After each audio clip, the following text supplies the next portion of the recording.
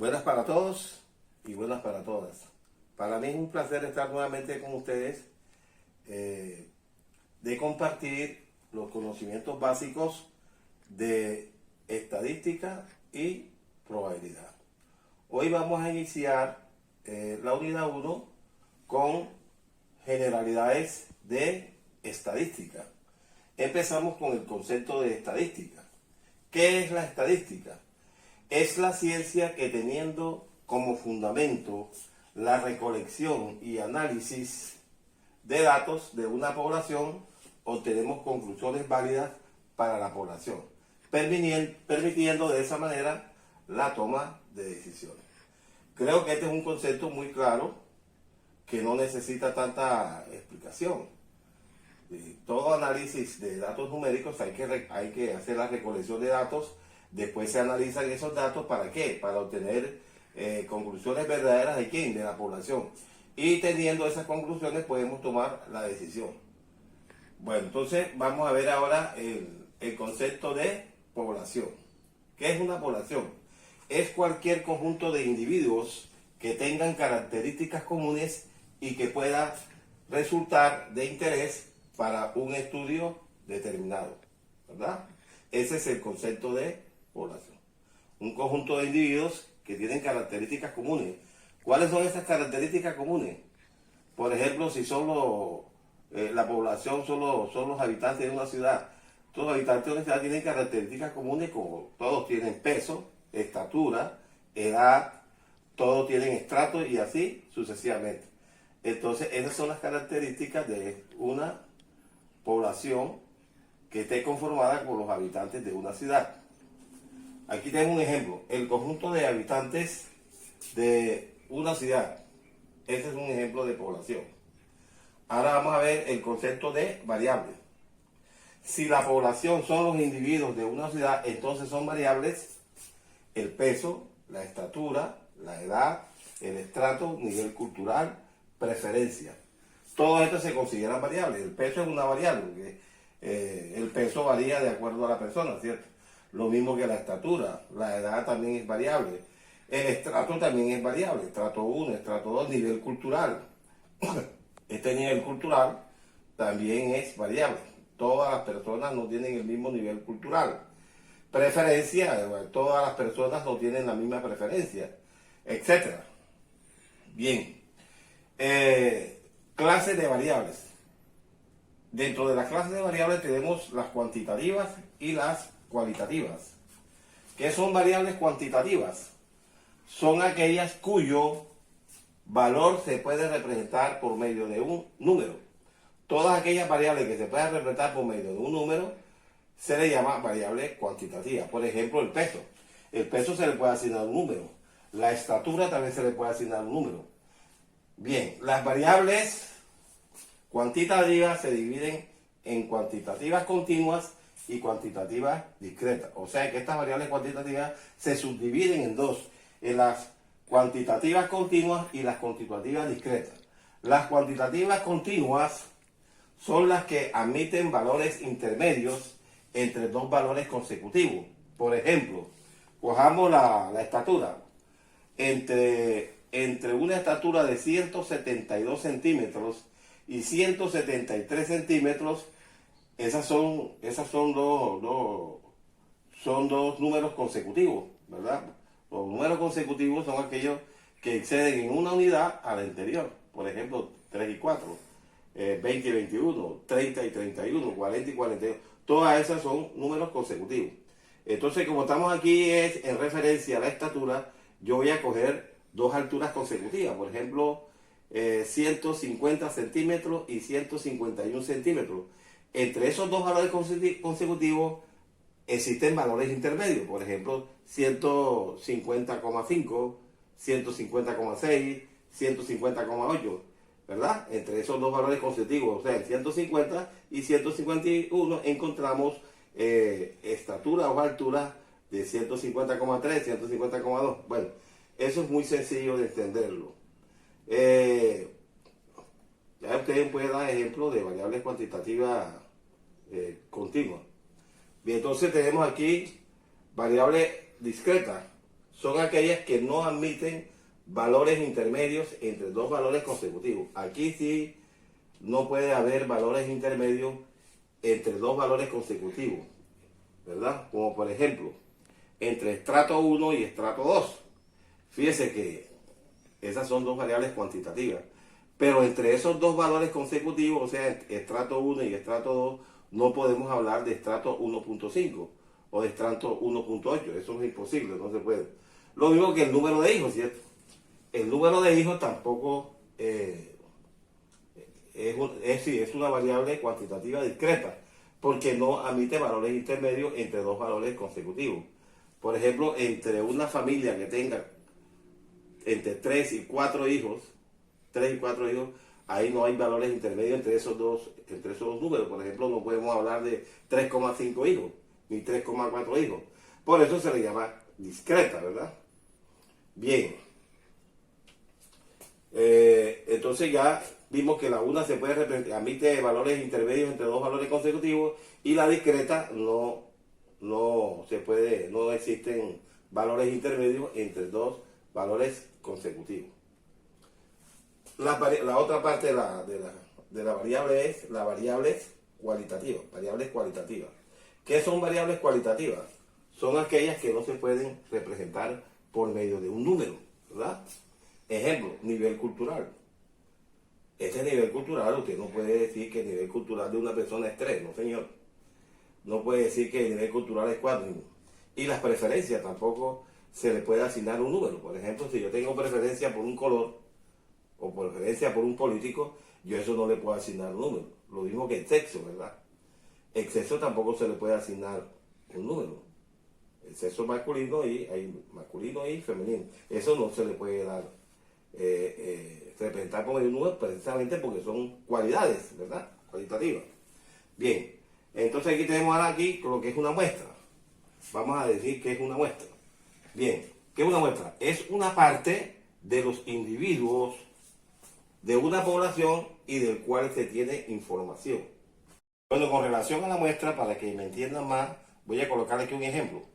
Imagine usted que usted va a hacer una encuesta aquí en Monpós de las personas que tienen trabajo, que tienen empleo, ¿verdad? Entonces, como los habitantes de Monpós no es un número pequeño, yo no sé cuántos habitantes tiene Monpós, Monpós tiene más de 30.000 habitantes. Entonces usted no va a encuestar a esos 30.000 habitantes, entonces usted toma una muestra, ¿verdad? Y esa muestra debe ser significativa. ¿Qué es eso de que la muestra sea significativa? Que usted no va a recolectar los datos o la información solamente de una sola parte. Usted tiene que distribuir esa información alrededor de todos los barrios de Monpós para que esa muestra sea significativa. Porque si usted va a tomar únicamente muestra de aquí, del sector, del centro de Monpós, entonces esa información no va a reflejar una realidad. Entonces tiene que coger de todos los barrios de Monpós, en todas partes de Monpós, tiene que recoger esa muestra. ¿Sí? Puede coger 500, 800, 600 habitantes distribuidos en los diferentes barrios y hacer la encuesta entre ellos, y en esa muestra usted hace el estudio. Y con base a ese estudio que usted haga en esa muestra, usted puede sacar conclusiones a toda la población de Monpós. Esa es la estadística inferencial, ¿verdad? Entonces, de una muestra podemos inferenciar toda esa información alrededor de toda la población de Monpós. Bueno, entonces, seguimos aquí con... tengo aquí distribución de frecuencia. Distribución de frecuencia para datos no agrupados, ¿verdad? ¿Cuál es el concepto de una distribución de frecuencia para datos no agrupados? Aquí dice, es una ordenación en forma de tabla de los datos estadísticos. Entonces, es una ordenación en forma de tabla de los datos estadísticos asignando a cada dato su frecuencia, ¿verdad? Aquí lo vamos a ver un ejemplo, para que ustedes se den cuenta que lo que está aquí es lo que se refleja acá. Bien, entonces, ejemplo, en una encuesta realizada con 200 personas sobre la lectura preferida, se encontró la siguiente información. 50 prefieren novela, 60 el cuento, 40 la poesía, 30 la historia y el resto otras lecturas. No dice cuáles son. Elaborar una distribución de frecuencia que nos brinde una información organizada de los datos. Aquí la tienen. Bueno, entonces aquí tenemos la tabla, aquí tenemos la lectura, novela, cuento, historia, poesía y otros. Aquí tenemos la frecuencia absoluta. ¿Qué es la frecuencia absoluta? Es el número de veces que se repite un dato. O sea, ¿cuántas personas leen novela? 50. ¿Cuántas personas leen cuentos? 60. ¿Cuántas personas leen historia? 30. ¿Cuántas poesías? 40. Y el resto será 20. ¿Por qué es 20? Porque 50 y 60 son 110. Y 30, 140. Y 40, 180. Hasta 200 que faltan todavía, 20. Estos son los que leen otras lecturas. Bien, la frecuencia relativa. ¿Qué es la frecuencia relativa? ¿O qué nos indica la frecuencia relativa? Bueno, esta frecuencia relativa nos indica qué parte de la población verifica la característica en mención. Por ejemplo, ¿qué parte de los 200 leen novela? Aquí tenemos 0,25. Que esa es una parte, recuerden que todos estos son decimales, son partes de la unidad. Entonces, ¿qué parte de la población lee novela? 0,25. ¿Cómo sale este 0,25? Dividiendo el número de la frecuencia absoluta entre el total de datos, que es 50, o sea, 50 sobre 200. O sea, de los 200 personas encuestadas, 50 leen novelas.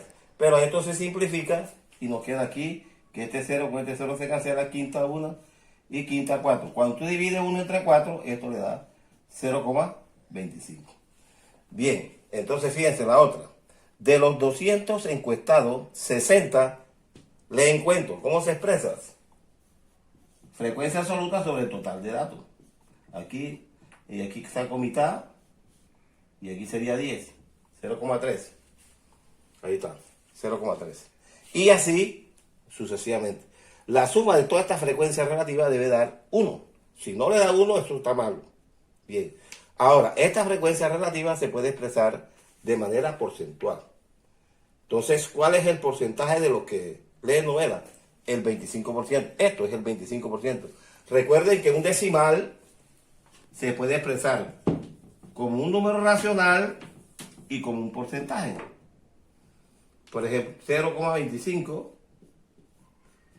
llevándolo a un número fraccionario, esto se lee así: 0,25 centésimas, o sea, 2 décimas y 25 centésimas. En forma de fracción sería 25 sobre, esto es, 25 centésimas. Y esto es el 25%. Este, 0,3, leyéndolo en una lectura correcta, sería,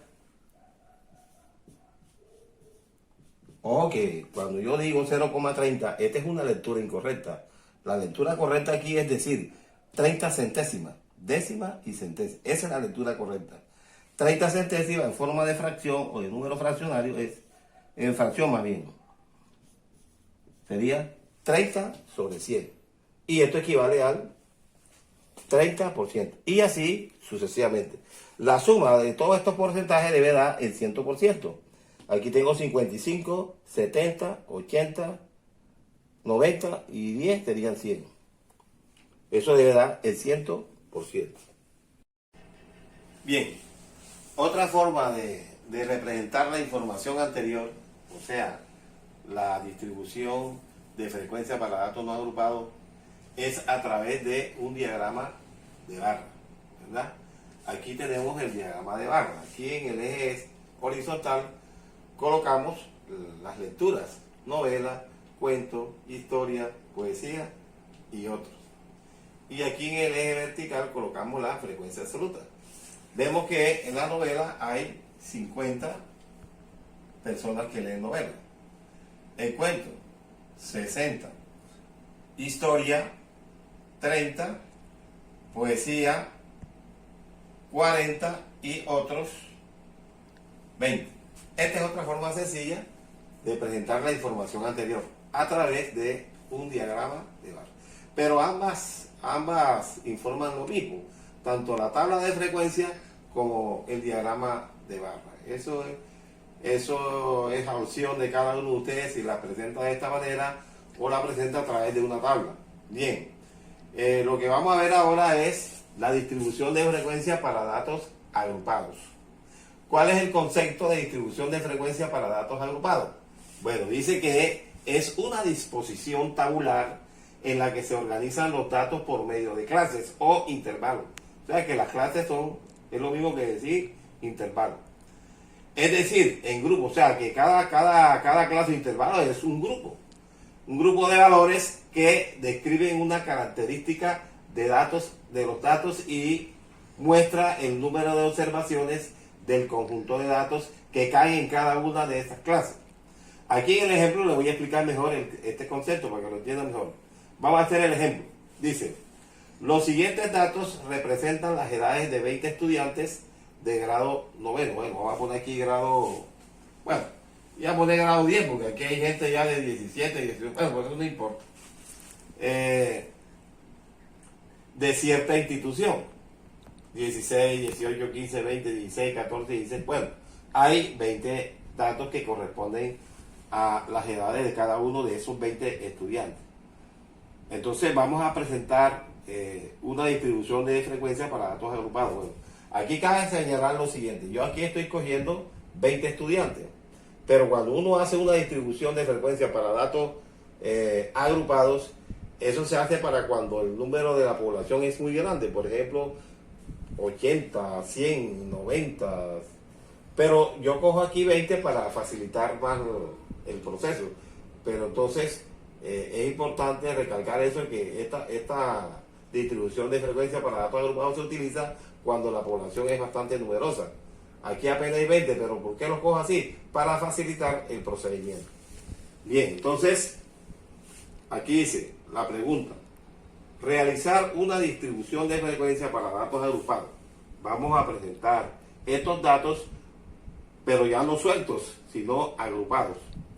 Solución: para hallar el número de clases o intervalos utilizamos la fórmula de Herbert Stuger. Este señor es un matemático alemán, que se expresa así: K, o sea, el número de intervalos es igual a 1 más 3,322 por el logaritmo de n, donde n es el número de elementos de la población. Ahora, para hallar la amplitud del intervalo, utilizamos la fórmula amplitud igual a R sobre K, donde R es el rango. ¿Y qué es el rango? El rango es el dato mayor menos el dato menor. Entonces vamos a hallar el rango. El dato mayor aquí es 21 y el dato menor es 13. Entonces 21 menos 13 es igual a 8. Ese es el rango. Entonces vamos a hallar ahora el número de intervalos aplicando la fórmula de Stuger.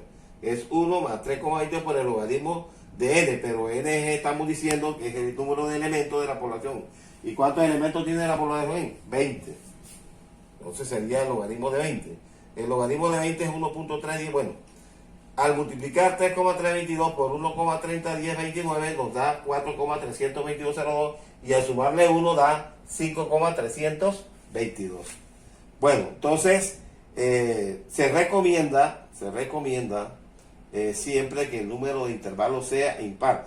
¿Por qué? Porque parece que se obtiene un mejor resultado, para que la tabla quede mejor o se obtenga un mejor resultado. Eso es lo que los estadistas recomiendan, que se tome siempre un número de intervalos impar. Como aquí da 5,322, entonces el número impar más cercano a 5,322 es 5, ¿verdad? Porque el otro sería 7, pero 7 está más lejos de 5,32. 5,322 está más lejos. Entonces nos quedamos con 5. O sea que K es igual a 5. K es igual a 5. Bien, al utilizar la fórmula para hallar la amplitud del intervalo, tenemos que es rango, que es 8, sobre el número de intervalo, que es 5, eso da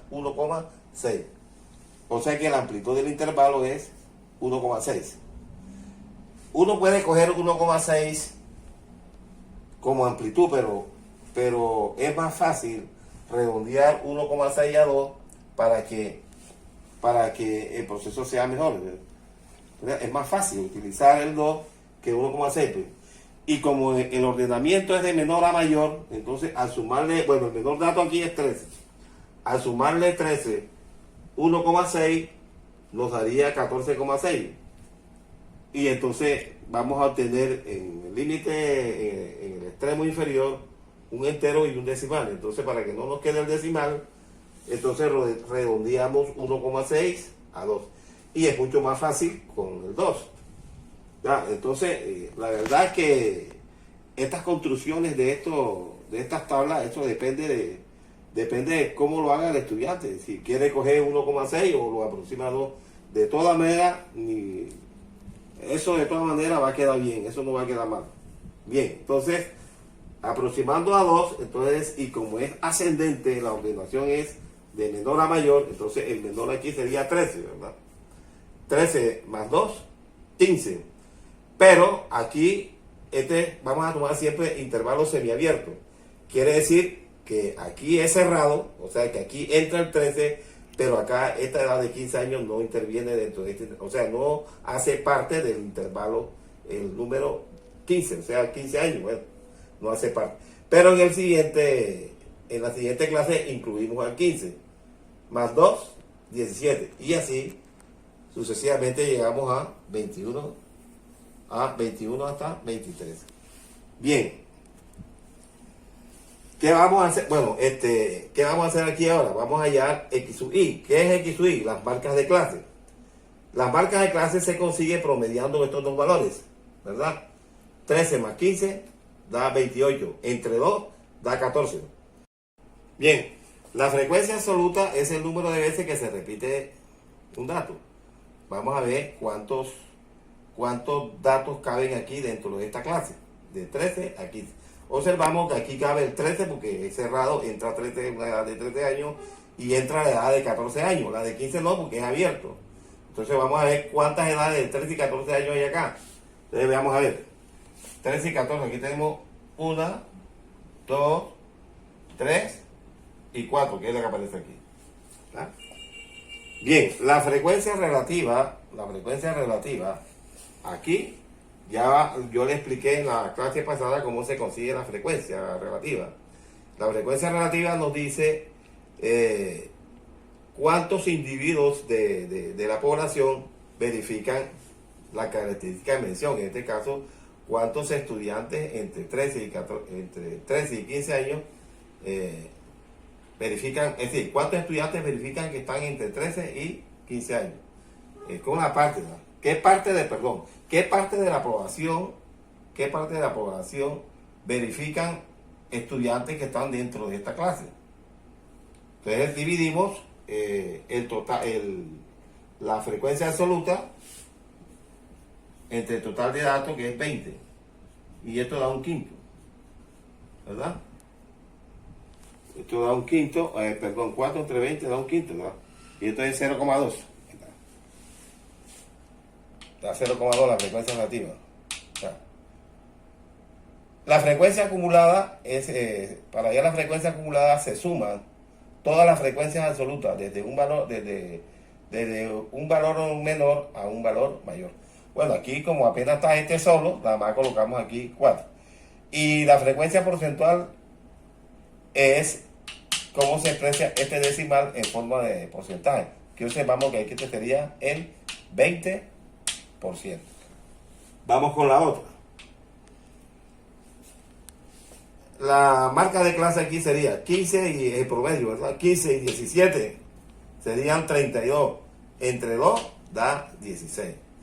Vamos a ver ahora cómo se consigue la frecuencia absoluta aquí en esta clase. Vamos a ver cuántos estudiantes caen en esta clase. Son estudiantes que están entre 15 y 16 años. Veamos aquí. 15 y 16 años. 1, 2, 3, 4, 5, 6, 7, 8 y 9. Ahí está. 9 estudiantes caen dentro de esta clase, porque dice aquí, del conjunto de datos que caen en cada una de las clases. Bien, aquí estamos rectificando el concepto para que puedan entender este acá. Bien, entonces aquí caen 9 estudiantes en esta clase. ¿Cuál es la frecuencia relativa? O sea, la frecuencia relativa es qué parte de los 20 estudiantes caen dentro de esta clase, ¿verdad? Caen 0,45. ¿Cómo se consigue? Dividimos 9 entre 20. Al dividir 9 entre 20 nos da 0,45. Aquí está 0,45. Y la frecuencia acumulada usted va sumando. La frecuencia absoluta, 4 más 9 da 13. Y en forma porcentual es el 45%. Vamos con la otra. Vamos a ver cuántos estudiantes caen en... Bueno, primero la marca de clase. 17 y 19 serían 36. Entre 2 da 18. Entonces, vamos a ver cuántos estudiantes caen en esta clase. Serían estudiantes de 18, 17 y 18 años. No se puede tomar aquí un estudiante de 19 años porque este 19 no entra, no hace parte de este intervalo, ¿verdad? Solamente 17 y 18 años. Veamos. 1, 2 y 3. Ahí está. 3. La frecuencia relativa, ya ustedes saben que tiene que dividir la frecuencia absoluta entre el número de datos. O sea, 3 entre 20 y eso debe darle 0,15. Bien, entonces la frecuencia acumulada, usted suma todas las frecuencias absolutas de menor a mayor. 4 y 9, 13 más 3, 16, ¿verdad? Y este equivale al 15%. Bueno, usted termina la tabla y es mucho más fácil. Ya tiene aquí 1, 2 y 3 y ya usted con facilidad puede llenar el resto de la tabla. Voy a explicarles algo aquí con las marcas de clase. ¿Qué significa esto aquí? Bueno, yo sé que entre 13 y entre una edad de 13 años y una edad de 15 años, el promedio es de 14 años. Quiere decir que los 4 estudiantes que están aquí, en promedio, tienen una edad de 14 años. Eso es lo que nos quiere decir la marca de clase. Que entre 13 y 15 años hay 4 estudiantes que en promedio tienen una edad de 14 años. Lo mismo sucede aquí, ¿verdad?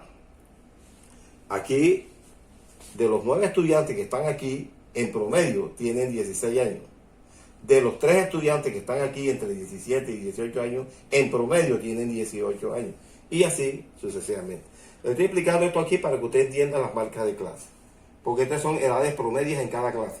Edad promedia en cada clase. Son las edades promedias en cada clase. Bueno, ya a usted le toca de una manera más fácil llenar todos esos cuadros que están ahí.